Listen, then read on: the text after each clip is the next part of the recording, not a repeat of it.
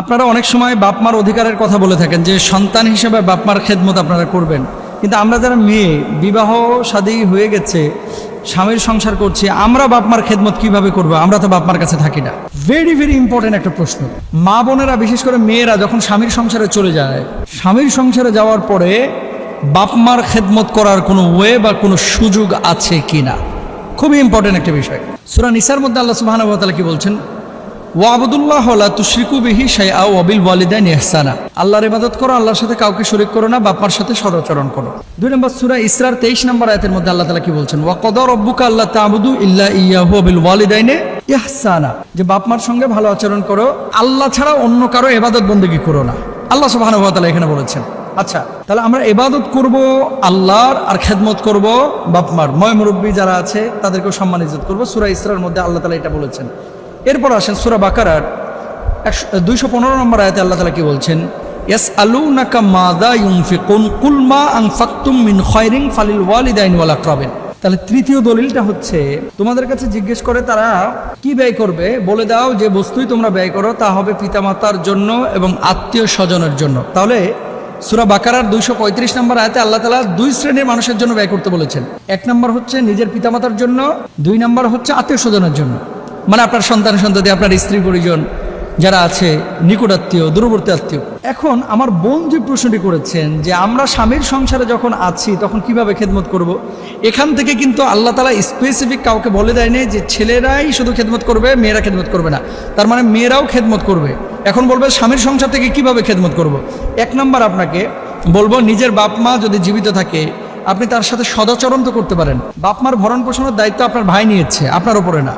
কিন্তু আপনি আপনার বাপ মার সাথে কতটুকু সৌজন্যমূলক আচরণ করছেন, বাড়িতে যখন আসছেন কতটুকু খেদমত করতেছেন, রাত্রিবেলায় ফোন দিয়ে আব্বু আম্মুর সাথে একটু কথা বলছেন কিনা। অনেক সময় দেখা যায় অনেক মেয়েরা ওই স্বামীর সংসারে ব্যস্ততার কারণে বুড়া বাপ মার 7 দিনে একবার ফোন দেয়। কেন? আচ্ছা, সব বউরা কিন্তু ফকির মিসকিন না। অনেক বউরা আছে যে স্বামী ধনী, তাকে প্রতি মাসে হাত খরচ দেওয়া হয় 10,000 টাকা, অথবা প্রতি মাসে সে 10-12 হাজার টাকা কামাচ্ছে এদিক সেদিক থেকে, তার মালিকানায় মোহরানার টাকা আছে, 10 লাখ 15 লাখ টাকা ব্যাংকে পড়ে আছে, এখান থেকে একটা সে ভালো ইনকাম করতেছে। এই টাকাগুলো থেকে বাপ মাকে আপনি অ্যাটলিস্ট, আপনার ভাই যদিও ভরণ পোষণ দিচ্ছে, আপনি 2,000 টাকা তো শেয়ার করতে পারেন। আচ্ছা, টাকা আপনার নাই, একদিন ভালো খাবার রান্না করে বাপ মার বাসায় পৌঁছাইতে পারেন।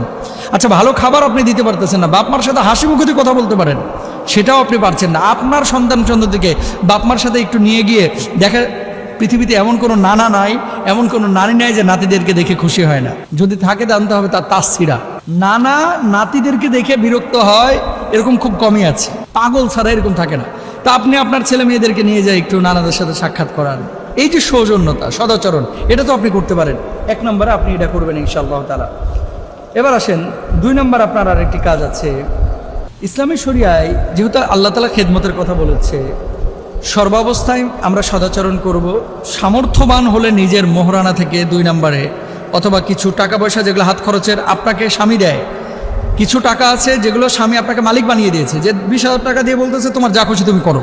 একটা হচ্ছে যে কিছু টাকা দিয়ে স্ত্রীকে বলেছে তোমার যা খুশি করো। স্বামী এইরকম কোনো টাকা দিলে এই টাকাটার মালিক স্ত্রী হয়ে যায়। স্ত্রী এটা দানও করতে পারে, স্ত্রী ভাইয়ের পেছনে খরচ করতে পারে, বাপ মার পেছনে খরচ করতে পারে।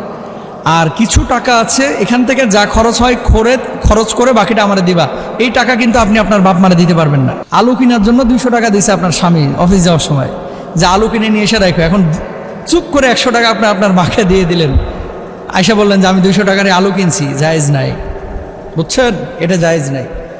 তাহলে যেই টাকাটা আপনার স্বামী আপনার মালিক বানিয়ে দিচ্ছে, বা যেই টাকাটার মালিক আপনি, এখান থেকে আপনার বাপ মাকে আপনি সহযোগিতা করতে পারবেন। 2 নম্বর। 3 নম্বর, সামর্থ্যবান যদি আপনি না হন তাহলে আপনার উপরে বাপ মার ভরণ পোষণ দেওয়াটা আবশ্যক নয়। তবে এক্ষেত্রে মেয়ে নিজের সামর্থ্য অনুযায়ী পিতামাতাকে সাহায্য করার চেষ্টা করবে। এক্ষেত্রে মেয়ের ঘরোয়া পরিবেশে শিক্ষকতা করে, বা কোনো হস্তশিল্প, বা কোনো হাঁস মুরগি পালন করে, বা নিজে উপার্জন করে যে টাকা পয়সাগুলো আছে এগুলো দিয়ে সাহায্য সহযোগিতা করার চেষ্টা করবে। 3 নম্বর হচ্ছে, সন্তান হিসেবে মেয়ে তার বাবা মাকে জাকাত সাদাকা দিতে পারবে না, তবে নিজ স্বামীকে মহব্বতের সঙ্গে শ্বশুর শাশুড়ির খেদমত করার প্রতি উদ্বুদ্ধ করতে পারে। কেমন? আপনাকে বলি, নিজের বাপ মাকে তো জাকাত দেওয়া জায়েজ নাই, কিন্তু একজন স্বামী সে যদি শ্বশুরকে জাকাত দিতে চায় দিতে পারবে। এই মাসালাটা হয়তো অনেকে জানেন না। আপনি 2 লক্ষ টাকা জাকাত দিচ্ছেন, তো আপনি জানেন যে এখানে শ্বশুর শাশুড়ি একেবারে গরিব, নিঃস্ব, সে 2 লক্ষ টাকা থেকে আপনি 1 লক্ষ টাকা আপনার শ্বশুর শাশুড়িকে দিয়ে দেন, এটা জায়েজ। তাহলে এই সমস্ত ওয়ে বা পদ্ধতি অবলম্বন করে আমরা আমাদের বোনদেরকে বলতে পারি যে তুমি তোমার বাপমার খেদমত করতে পারো। বাপমার খেদমত অনেক বড় দামি জিনিস, বাপমার দোয়া বড় দামি। হুমা জান্নাতুকা ওয়ান নারুক, বাবা মা আমাদের জন্য জান্নাত, বাবা মা আমাদের জন্য জাহান্নাম। বাপমার খুশি আল্লাহ তাআলা সন্তুষ্ট হন বাপমার খুশিতে।